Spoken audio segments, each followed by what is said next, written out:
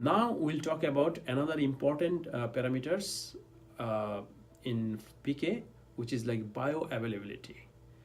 Okay, let's go back to our the tablet example. Remember, we took one tablet through the mouth, and it went to like esophagus, then to the stomach, and then it went to the blood, and then it went to the liver, metabolism. So we had the absorption, we have the distribution, the metabolism. So when it metabolized, as I said before, this drug is actually not drug anymore. So metabolism means is chemically changed. The drug is a chemical compound. So this is now chemically modified. So this is not drug anymore if you change the sum of the structure of the chemical compound.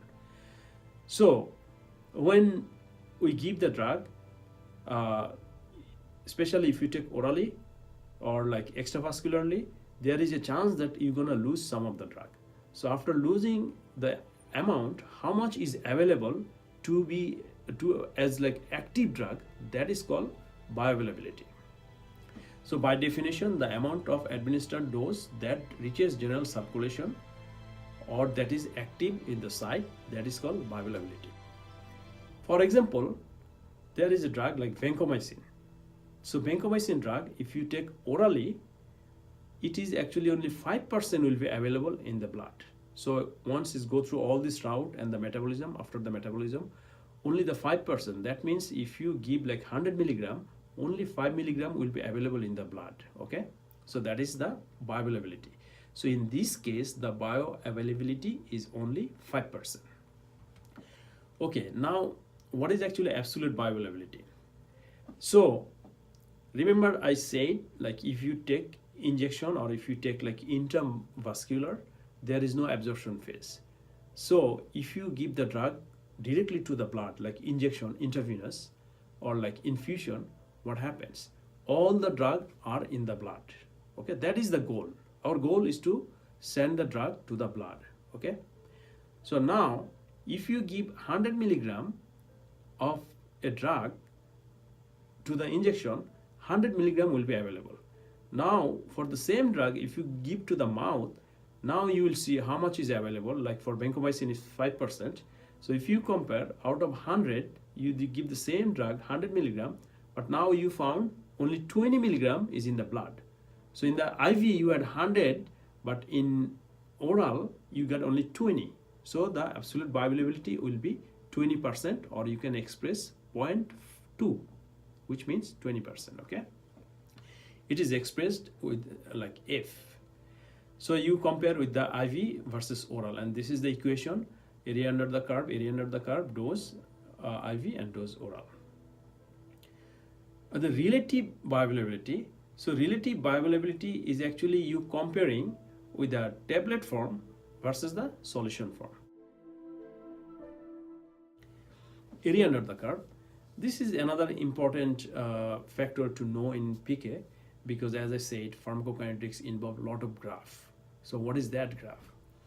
So in pharmacokinetics, we actually give the drug, like whatever is the route, like oral or intravenous, then you take the sample after certain time, like the 1 hour, 2 hour, 3 hour, 4 hour, 5 hour, 6 hour. So you taking the sample, you taking the blood, and you analyzing the amount of the drug or the concentration of the drug in the blood. So when you do that, look at this graph, like this is y-axis, actually easier. So you can actually plot. You have two things here. One is the concentration and one is the time. So in the concentration, this is y-axis and time is x-axis. So 1 hour, this is your concentration. 2 hour, this is your concentration. You see the dot, or 3 hour, this is your concentration. 4 hour, this is your concentration. Now, this dot actually you can add it up, everything. So if you draw a line, or it will look like a curve, and then the area underneath this curve, it called area under the curve, just like as it says. Now, why this is important?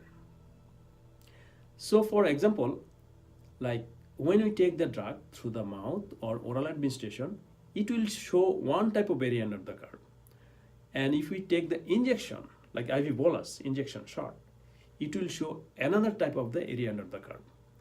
And if we take the, infusion, like the piggyback, okay, it will show different type of area under the curve.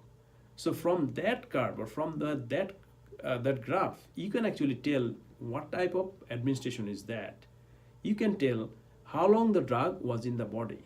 You can tell what time was the maximum concentration.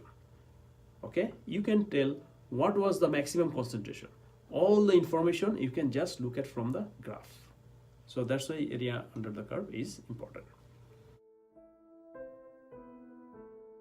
We have the therapeutic window. So as I said, like area under the curve. So look at this curve here. So this is also like one area under the curve, but looks like this is a oral, because you see that initially it has the low concentration. So when you're taking through the oral, drug is not in the blood immediately. It takes some time to go to the blood. So that's why you see that in the blood, the initial concentration is 0, then it is slowly increasing, then it is decreasing, okay? So with that, you'll see for therapeutic window, therapeutic window means in our body, we need minimum amount of the drug to be effective, to cure the disease, okay? There is a minimum amount. So this minimum amount is called MEC, or minimum effective concentration. Also, there is a maximum amount of the drug that can you give, because if you give more than that maximum, then it becomes toxic, okay? So you don't want any toxicity in your body. So the maximum amount is called MTC, or maximum toxic concentration, minimum toxic concentration. That means this is the minimum. If you give more than that, that will be toxic, okay? So this area between this range between MTC and MEC is called therapeutic window. That means only in this area the drug will be effective. Less than this will be ineffective, more than this will be toxic. So these are some, just the definition, as I said, MEC, minimum effective concentration, minimum toxic concentration, and the therapeutic window.